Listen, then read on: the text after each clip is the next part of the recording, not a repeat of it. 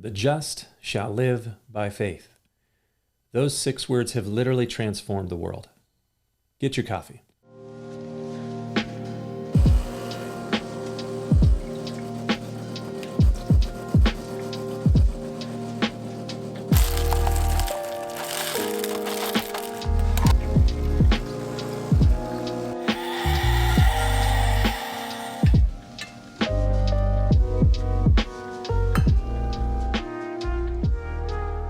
We're in the final days of the 2020 campaign season.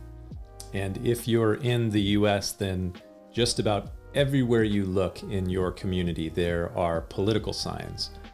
And when you think of political signs and political campaigns, you think of political slogans. The buck stops here. There is no alternative. Yes, we can. Forward together. Make America great again. You could go on and on with the slogans, and when you get right down to it, they're basically just words that end up recycled with the signs and the junk mail after Election Day.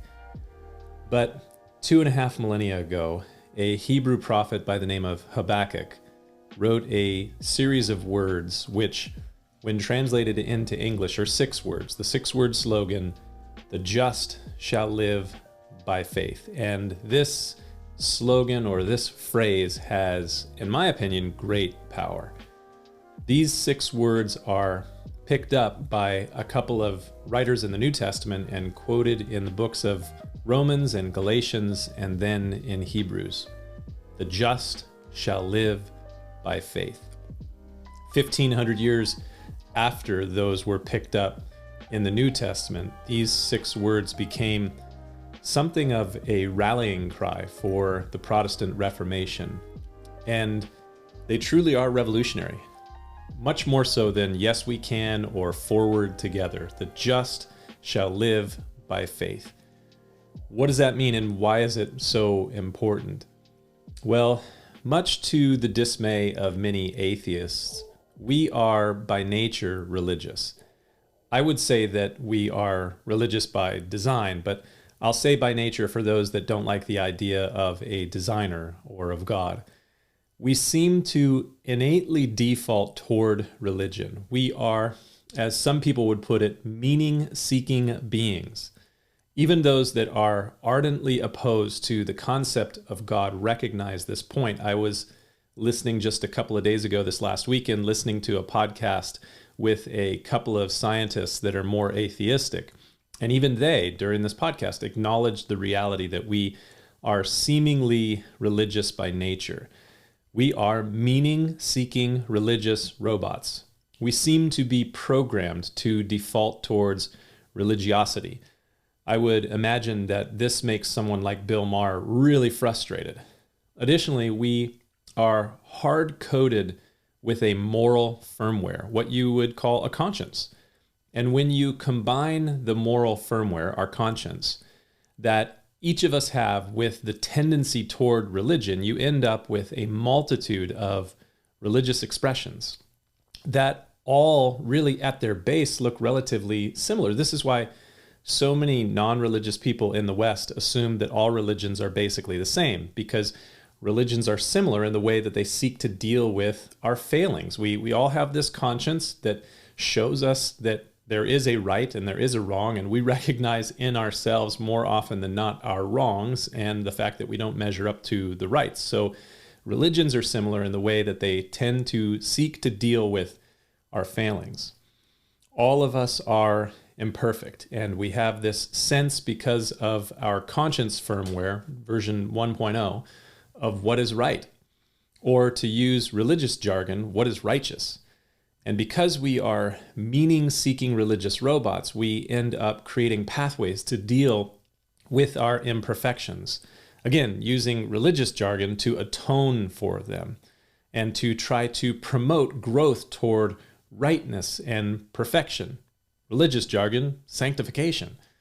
So we have rites and rituals by which we deal with our failures, sins, and we progress toward wholeness and perfection, or maybe even enlightenment.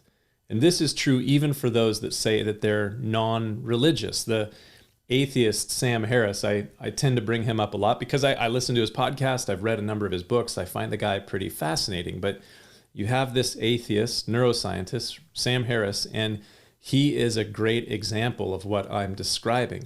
He has a highly refined sense of morality, of what is right and what is wrong. And he seems to believe that the path toward the reformation of imperfect individuals is through human reason and discipline. And it's like super religious. He has a very refined secular atheistic religion.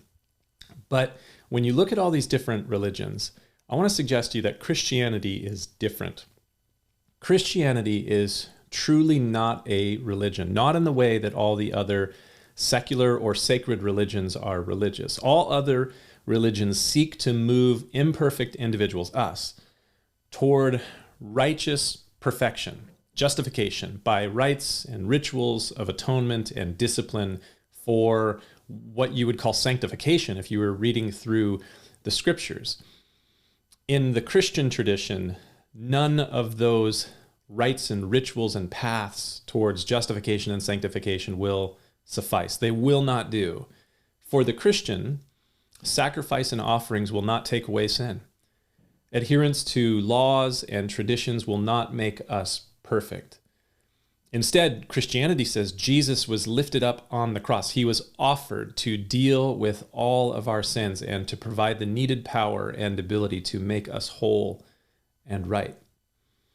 Therefore, those who are justified, made righteous, are done so on the basis not of their own righteous atoning works, but on the basis of his righteous work on the cross. We trust in his finished sacrifice on the cross to deal with our failures, but we also trust in his continued power because he rose from the dead. He's not in the grave, to enable us to live so that we are both justified and we live by trust and faith in him. The just shall live by faith. I would suggest maybe the most important and powerful slogan of the last 2,500 years. Something to think about as you have your coffee this morning. We'll see you next time.